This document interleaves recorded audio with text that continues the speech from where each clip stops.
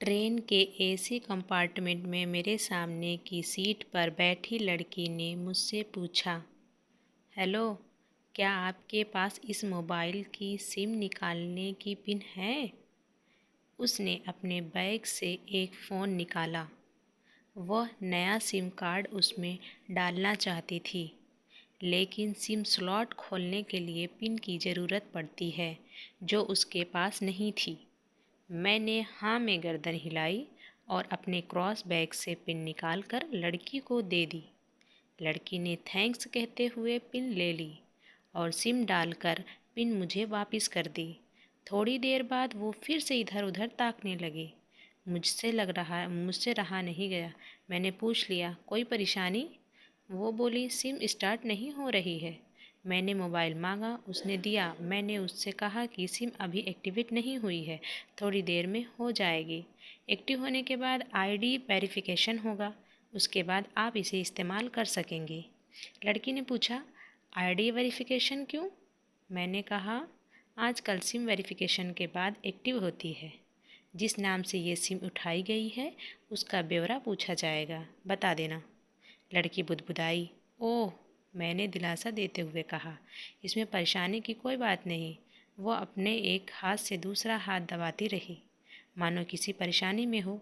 मैंने फिर भी नम्रता से कहा, आपको कहीं कॉल करना हो तो मेरा मोबाइल इस्तेमाल कर लीजिए।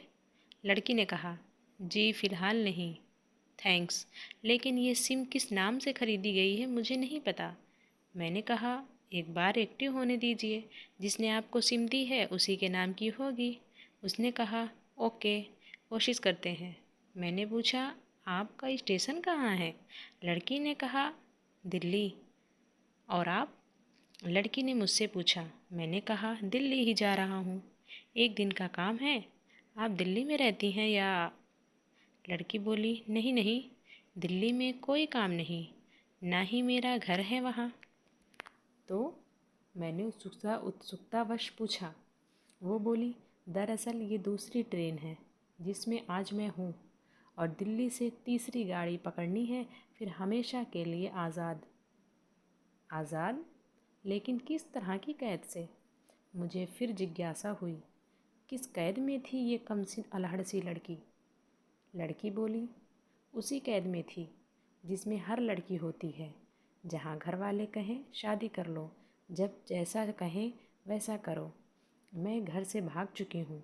मुझे ताज्जुब हुआ, मगर अपने ताज्जुब को छुपाते हुए मैंने हंसते हुए पूछा, अकेली भाग रही हैं आप? आपके साथ कोई नज़र नहीं आ रहा। वो बोली, अकेली नहीं, साथ में है कोई। कौन? मैंने प्रश्न खत्म नहीं हो रहे थे। दिल्ली से एक और ट्रेन पकड़ूंगी, फिर अगले स्टेशन पर वो जनाब मिलेंगे, और उसके बाद हम किसी को नहीं मिलेंगे। ओह, तो ये प्यार का मामला है? उसने कहा, जी। मैंने उसे बताया कि मैंने भी लव मैरिज की है। ये बात सुनकर वो खुश हुई और बोली, वाओ, कैसे, कब? लव मैरिज की बात सुनकर वो मुझसे बात करने में रुचि लेने लगी। मैंने कहा, कब, कैसे, कहाँ? वो मैं बाद में बताऊंगा, पहले आप बताओ, आपके घर में कौन कौन है? उसने होशियारी बरतते हुए कहा। वो मैं आपको क्यों बताऊं? मेरे घर में कोई भी हो सकता है। मेरे पापा, माँ, भाई बहन, या हो सकता है भाई न हो, सिर्फ बहनें हों, या ये भी हो सकता है कि बहनें ना हों और दो चार गुस्सा करने वाले बड़े भाई हों। मतलब मैं आपका नाम भी नहीं पूछ सकता? मैंने काउंटर मारा। वो बोली, कुछ भी नाम हो सकता है मेरा, टीना, मीना, रीना, कुछ भी। बहुत बातूनी लड़की थी वो। थोड़ी इधर उधर की बातें करने के बाद उसने मुझे टॉफ़ी दी, जैसे छोटे बच्चे देते हैं क्लास में। बोली, आज मेरा बर्थडे है। मैंने उसकी हथेली से टॉफ़ी उठाते बधाई दी और पूछा, कितने साल की हुई हो? वो बोली, 18।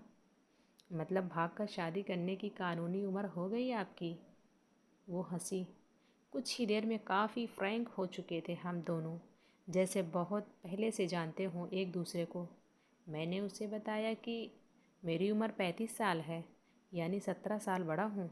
उसने चुटकी लेते हुए कहा, लग तो नहीं रहे हो। मैं मुस्कुरा दिया। मैंने उससे पूछा, तुम घर से भाग कर आई हो तुम्हारे चेहरे पर चिंता के निशान ज़रा भी नहीं है। इतनी बेफिक्री मैंने पहली बार देखी। खुद की तारीफ सुनकर वो खुश हुई।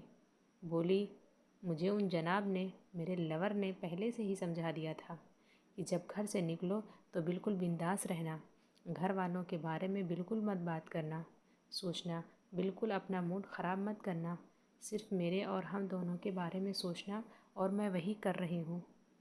मैंने फिर चुटकी ली। कहा, उसने तुम्हें मुझ जैसे अनजान मुसाफिरों से दूर रहने की सलाह नहीं दी? उसने हंसकर जवाब दिया, नहीं, शायद वो भूल गया होगा ये बताना। मैंने उसके प्रेमी की तारीफ़ करते हुए कहा, वैसे तुम्हारा बॉयफ्रेंड काफ़ी टैलेंटेड है। उसने किस तरह से तुम्हें अकेले घर से रवाना किया, नई सिम और मोबाइल दिया, 3 ट्रेन बदलवाई ताकि कोई ट्रेन ट्रैक ना कर सके। Very talented person. लड़की ने हामी भरी। बोली, बहुत टैलेंटेड है वो, उसके जैसा कोई नहीं।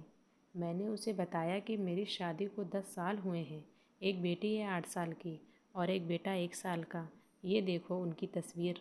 मैंने फ़ोन पर बच्चों की तस्वीर देखकर उसके मुंह से निकल गया, सो क्यूट।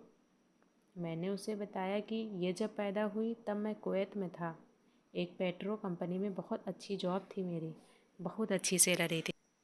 फिर कुछ महीनों बाद मैंने वो जॉब छोड़ दी और अपने ही कस्बे में काम करने लगा। लड़की ने पूछा, जॉब क्यों छोड़ी? मैंने कहा, बच्ची को पहली बार गोद में उठाया तो ऐसा लगा जैसे मेरी दुनिया मेरे हाथों में है। 30 दिन की छुट्टी पर घर आया था, वापस जाना था लेकिन जा ना सका। इधर बच्ची का बचपन खर्च होता रहे, उधर मैं पूरी दुनिया कमा लूँ, तब भी घाटे का सौदा है। मेरी 2 टके की नौकरी, बचपन उसका लाखों का। उसने पूछा, क्या बीवी बच्चों को साथ नहीं ले जा सकते थे वहाँ? मैंने कहा, काफ़ी टेक्निकल मामलों से गुजर कर एक लंबे समय के बाद रख सकते हैं। उस वक्त ये मुमकिन नहीं था।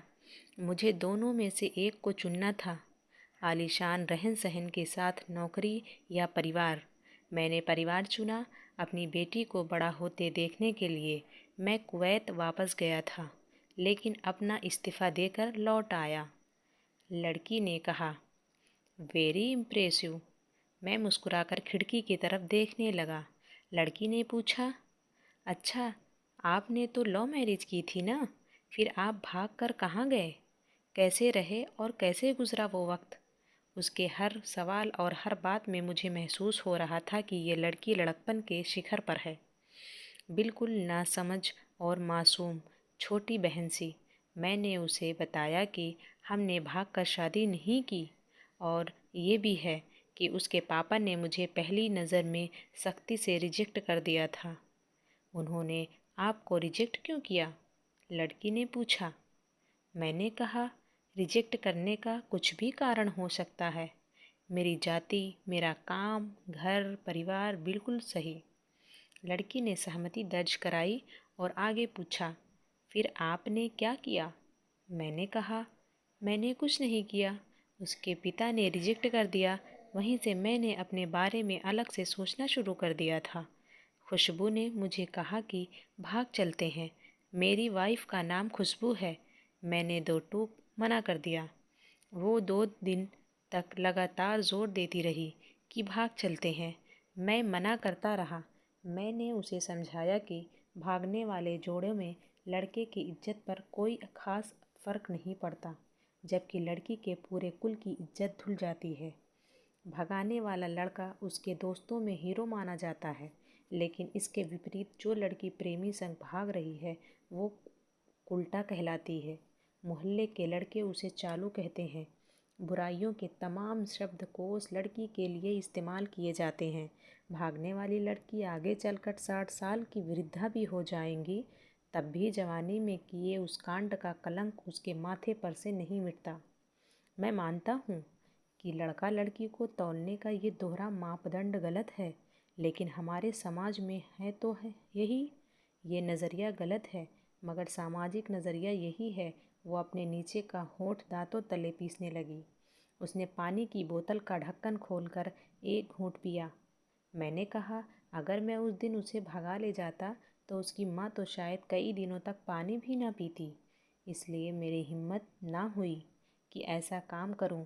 मैं जिससे प्रेम करूं उसके माँ बाप मेरे माँ बाप के समान ही हैं। चाहे शादी ना हो तो ना हो। कुछ पल के लिए वो सोच में पड़ गई, लेकिन मेरे बारे में और अधिक जानना चाहती थी। उसने पूछा, फिर आपकी शादी कैसे हुई? मैंने बताया कि खुशबू की सगाई कहीं और कर दी गई थी। धीरे धीरे सब कुछ नॉर्मल होने लगा था। खुशबू और उसके मंगेतर की बातें भी होने लगी थी फ़ोन पर। लेकिन जैसे जैसे शादी नज़दीक आने लगी, उन लोगों की डिमांड बढ़ने लगी। डिमांड मतलब? लड़की ने पूछा। डिमांड एक ही है, मतलब होता है दहेज की डिमांड। परिवार में सबको सोने से बने तोहफे दो, दूल्हे को लग्जरी कार चाहिए, सास और ननद को नेकलेस दो, वगैरह वगैरह। बोले, हमारे यहाँ रीत है। लड़का भी इस रीत की अदायगी का पक्षधर था। वो सगाई मैंने तुड़वा डाली, इसलिए नहीं कि सिर्फ मेरी शादी उससे हो जाए, बल्कि ऐसे लालची लोगों में खुशबू कभी खुश नहीं रह सकती थी, ना उसका परिवार। फिर किसी तरह घर वालों को समझा बुझाकर मैं फ्रंट पर आ गया और हमारी शादी हो गई। ये सब किस्मत की बात थी।